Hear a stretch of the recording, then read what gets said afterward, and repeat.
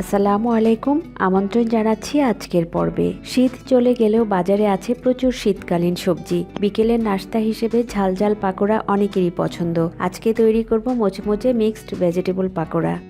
পাকোড়া বানানোর জন্য প্রথমেই বড় একটা মিক্সিং বোলে নিয়ে নিচ্ছি কুচি করে কাটা 1 কাপ বাঁধাকপি, সাথে দিয়ে দিচ্ছি 1 কাপ পালং শাক, ছোট করে কাটা ফুলকপি দিচ্ছি আধা কাপ, মাঝারি সাইজ একটা আলু গ্রেট করে দিয়ে দিচ্ছি, মাঝারি সাইজ একটা গাজরকে ভেজিটেবল গ্রেটারে গ্রেট করেছি সেটাই দিয়ে দিচ্ছি।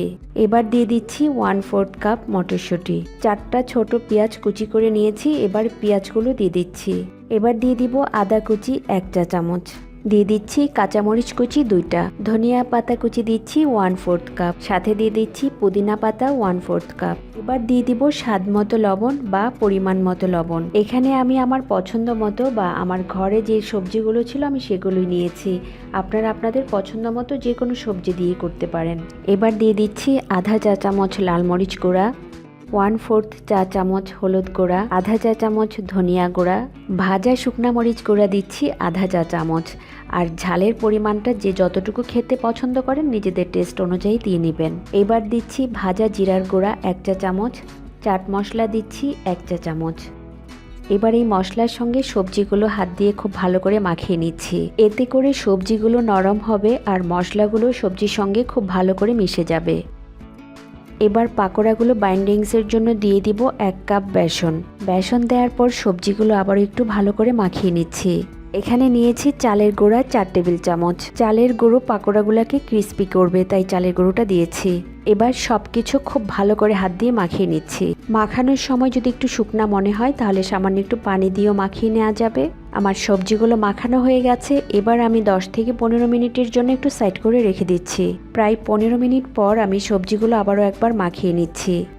এবার আমরা পাকোড়াগুলো ভেজে নিব। পাকোড়াগুলো ভাজার জন্য চুলায় একটা প্যানে তেল গরম করে নিয়েছি। এবার এই গরম তেলের মধ্যে আমি ছোট ছোট করে পাকোড়াগুলো দিয়ে দিব। আর পাকোড়াগুলো বানানোর সময় কিন্তু সমান করার দরকার নেই, একটু এবড়ো থেবড়ো থাকবে, সেটা দেখতেই ভালো লাগবে। এখানে পাকোড়াগুলো আমি ছোট ছোট করে দিচ্ছি, কারণ ছোট করে বানালে পাকোড়াগুলো ক্রিস্পি হবে। পাকোড়াগুলো দেওয়ার পর একটা পাশ যখন একটু হয়ে যাবে পাকোড়াগুলো উল্টিয়ে দিব। এইভাবে করে কয়েকবার উল্টিয়ে পাল্টিয়ে ওপরটা গোল্ডেন ব্রাউন কালার করে ভেজে নিতে হবে।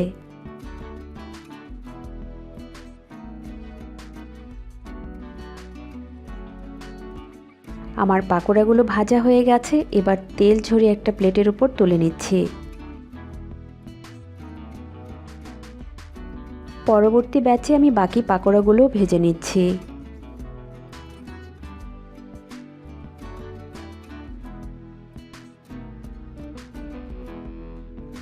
তৈরি হয়ে গেল সবজির পাকোড়া। আশা করি রেসিপিটি আপনাদের ভালো লেগেছে।